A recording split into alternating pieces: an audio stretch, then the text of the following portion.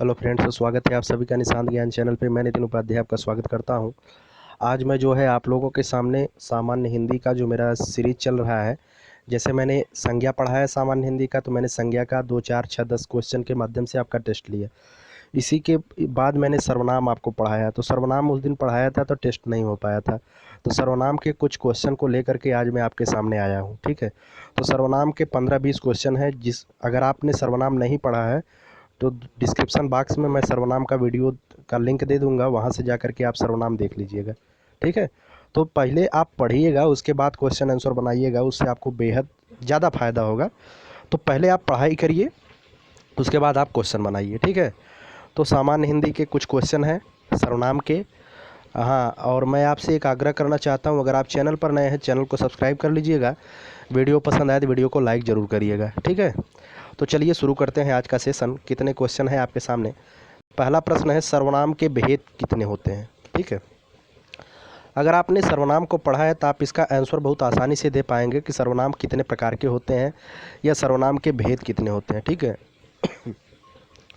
Option number A है 4 प्रकार के, बी है 5 प्रकार के, सी है 6 प्रकार के, डी है 3 प्रकार के। तो जिसका राइट आंसर है वो है ऑप्शन नंबर स, मतलब सी। कितने प्रकार के होते हैं सर्वनाम, तो सर्वनाम 6 प्रकार के होते हैं। ठीक है, अगले क्वेश्चन पर चलते हैं। राम बाजार जाता है, राम बाजार जाता है और वह वहाँ से सेब खरीदता है। ठीक है, राम बाजार जाता है और वह वहाँ से सेब खरीदता है। वाक्य में सर्वनाम कौन सा है। देखिए, संज्ञा के बदले प्रयुक्त होने वाले शब्द को क्या कहते हैं, सर्वनाम कहते हैं। पहले मैंने कहा राम बाजार जाता है, क्या राम बाजार जाता है और वह वहाँ से सेब खरीदता है। ठीक है, अगर वह शब्द इस्तेमाल न किया जाए, वह के स्थान पर राम शब्द भी इस्तेमाल किया जा सकता है। ठीक है, तो वह शब्द जो है राम के स्थान पर ही प्रयुक्त हुआ है, अर्थात प्रयुक्त वाक्य में उपयुक्त जो वाक्य दिया गया है उसमें वह सर्वनाम है। कौन सा सर्वनाम है, वह शब्द जो है सर्वनाम है। ऑप्शन नंबर सी सही होगा।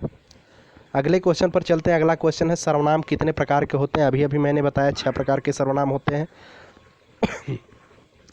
अगला क्वेश्चन है, निम्न में से अनिश्चयवाचक सर्वनाम कौन सा है। अनिश्चयवाचक सर्वनाम, ऑप्शन नंबर ए है कुछ, बी है आप, सी है वह, डी है यह।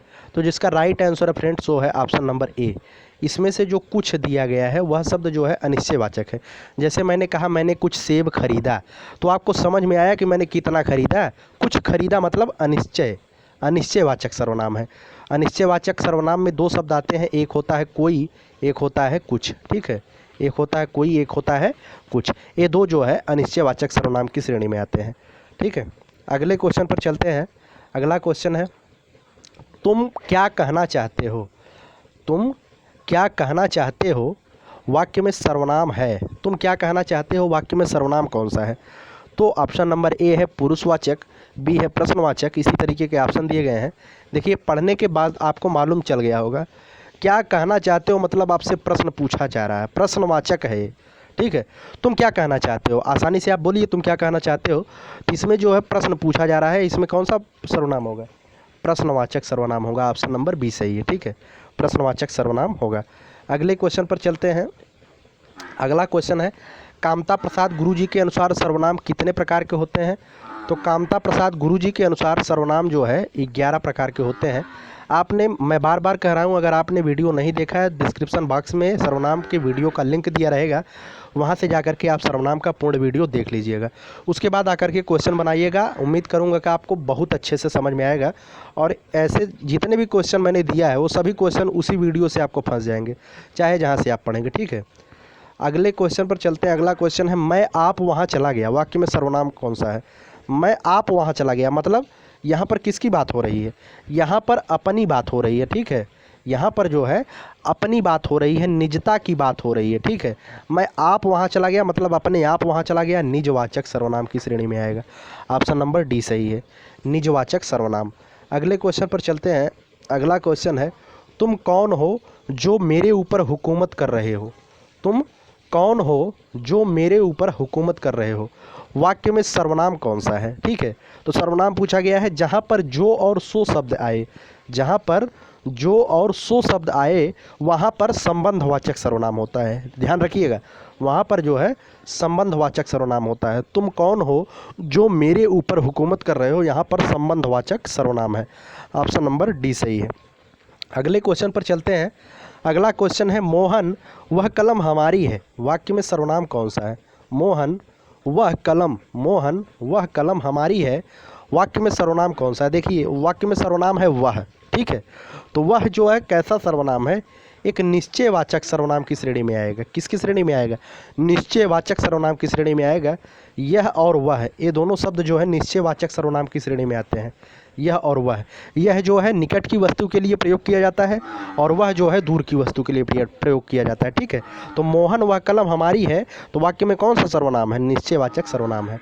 अगले क्वेश्चन पर चलते हैं। अगला क्वेश्चन है दरवाजे पर कौन खड़ा है? मैंने अभी भी बताया, जहाँ पर प्रश्न पूछा जाए, ऐसे शब्द आते हैं जहाँ पर प्रश्न की बात होती है। दरवाजे पर अब आपसे पूछा जा रहा है कौन खड़ा है, तो कौन खड़ा है मतलब प्रश्न ही पूछा जा रहा है, तो यहाँ पर भी प्रश्नवाचक सर्वनाम हो जाएगा। बहुत ही आसान क्वेश्चन है, आप जाकर के वीडियो देखिएगा, उसके बाद आइएगा, क्वेश्चन बनाइएगा। उम्मीद है और दावा भी है कि आप एक एक क्वेश्चन कर पाएंगे इसका। अगले क्वेश्चन पर चलते हैं। अगला क्वेश्चन है किसी निश्चित वस्तु का बोध न कराने वाले सर्वनाम को क्या कहते हैं? देखिए किसी निश्चित वस्तु का बोध न कराने वाले सर्वनाम को क्या कहते हैं? अब इस प्रश्न से ही स्पष्ट है, जब निश्चित वस्तु का कोई बोध नहीं कराएगा तो अनिश्चित है, मतलब अनिश्चयवाचक सर्वनाम है। बहुत ही आसान है, किसी निश्चित वस्तु का बोध न कराने वाले सर्वनाम को क्या कहते हैं? अनिश्चयवाचक सर्वनाम कहते हैं। अगले क्वेश्चन पर चलते हैं। वह जो न करे सो थोड़ा, वह जो न करे सो थोड़ा, वाक्य में सर्वनाम कौन सा है? देखिए मैंने अभी भी बताया, जहाँ पर जो और सो शब्द आता है वहाँ पर संबंधवाचक सर्वनाम होता है।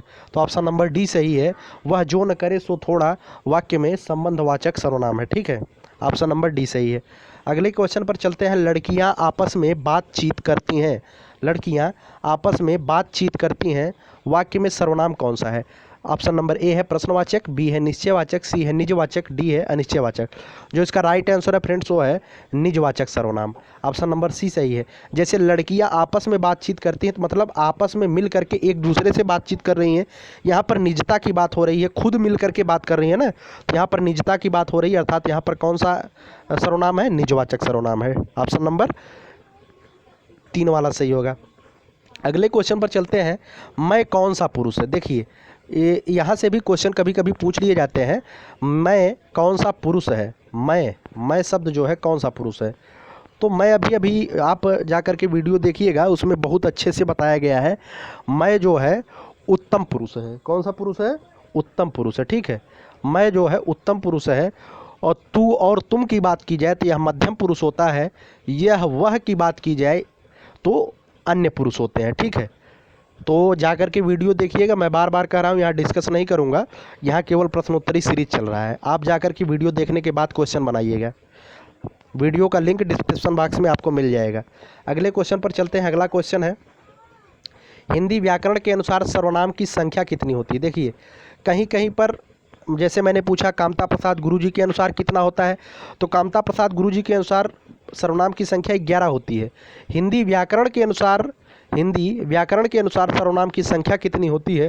तो हिंदी व्याकरण के अनुसार सर्वनाम की संख्या होती है 7। कितनी होती है? 7, ठीक है। ऑप्शन नंबर डी सही है। अगले क्वेश्चन पर चलते हैं। अगला क्वेश्चन है उसकी गाय 10 किलो दूध देती है। उसकी गाय 10 किलो दूध देती है, रेखांकित शब्द में सर्वनाम है। उसकी गाय 10 किलो दूध देती है, रेखांकित शब्द में सर्वनाम है। उसकी गाय लिखा गया है, यहाँ पर उसकी से संबंध। ऑप्शन नंबर ए है परिमाणवाचक, बी है निश्चयवाचक, सी है अन्य पुरुषवाचक, डी है संबंधवाचक। तो जो उसकी गाय है, यहाँ पर उसकी में सर्वनाम छांटना है, तो यहाँ पर अन्य पुरुषवाचक सर्वनाम होगा। कौन सा होगा? अन्य पुरुषवाचक सर्वनाम होगा। उसकी गाय मतलब किसी अन्य की गाय है, ठीक है। तो यहाँ पर अन्य पुरुषवाचक सर्वनाम होगा। ऑप्शन नंबर सी सही है। अगले क्वेश्चन पर चलते हैं।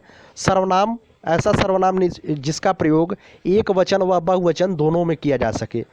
जैसे मेरा शब्द लिखा गया है, तो मेरा जो है एक वचन में आप प्रयोग करेंगे और बहुवचन में क्या प्रयोग करेंगे? मेरे, ठीक है। मेरे शब्द जो है बहुवचन में आप प्रयोग करेंगे, मेरा जो है एक वचन में प्रयोग करेंगे। तो क्वेश्चन क्या पूछा गया? क्वेश्चन पूछा गया है सर्वनाम जिसका प्रयोग एक वचन और बहुवचन दोनों में होता है, वह है जो। जो एक ऐसा सर्वनाम है, इसका प्रयोग एक वचन में भी आप करेंगे, बहुवचन में भी करेंगे। जैसे आप कहेंगे जो काम मुझे करना है मैं करूँगा, जो काम आप लोगों को दिया गया है वह काम करिए, तो जो में कोई परिवर्तन नहीं हो रहा है, ठीक है। तो जो शब्द एक ऐसा सर्वनाम है जिसका प्रयोग जो है एक वचन और बहुवचन दोनों में किया जाता है। ऑप्शन नंबर सी सही है। अगले क्वेश्चन पर चलते हैं। सर्वनाम जिसका व्यवहार एक वचन में नहीं होता है, मतलब सर्वनाम ऐसा जिसका प्रयोग एक वचन में नहीं होता है, वह कौन सा है? ऑप्शन नंबर ए है मैं, बी है आप, सी है जो, डी है जिसने। जो इसका राइट आंसर वो है आप। आपका प्रयोग जो है, आपका प्रयोग जो है एक वचन में बहुवचन में हर जगह हो जाता है। मैं अगर कहूँगा, मतलब आप समझिए, ये जो आप शब्द लिखा गया है एक आदर्श सूचक वाक्य है। कैसा वाक्य है? आदर्श सूचक वाक्य है, ठीक है। तो सर्वनाम जिसका प्रयोग एक वचन में नहीं होता है, इसका प्रयोग एक वचन में नहीं होता है, आप है। ऑप्शन नंबर बी सही है। अगले क्वेश्चन पर चलते हैं। इतने क्वेश्चन थे, लगभग 15-20 क्वेश्चन थे आपके सामने मैंने डिस्कस किया। ये सभी क्वेश्चन तभी आपको आएंगे जब आप पहले सर्वनाम का वीडियो देखेंगे। तो आपसे आग्रह है कि आप जाकर के डिस्क्रिप्शन बॉक्स में वीडियो का लिंक दिया गया है सर्वनाम चैप्टर का, तो वहाँ से सर्वनाम देख लीजिएगा। उसके बाद आकर के क्वेश्चन बनाइएगा। आपका सर्वनाम का एक एक चैप्टर, एक एक शब्द कंप्लीट हो जाएगा। वीडियो को पूरा देखने के लिए बहुत बहुत धन्यवाद। लाइक शेयर सब्सक्राइब जरूर करिएगा, इसे भूलिएगा मत। धन्यवाद आपका।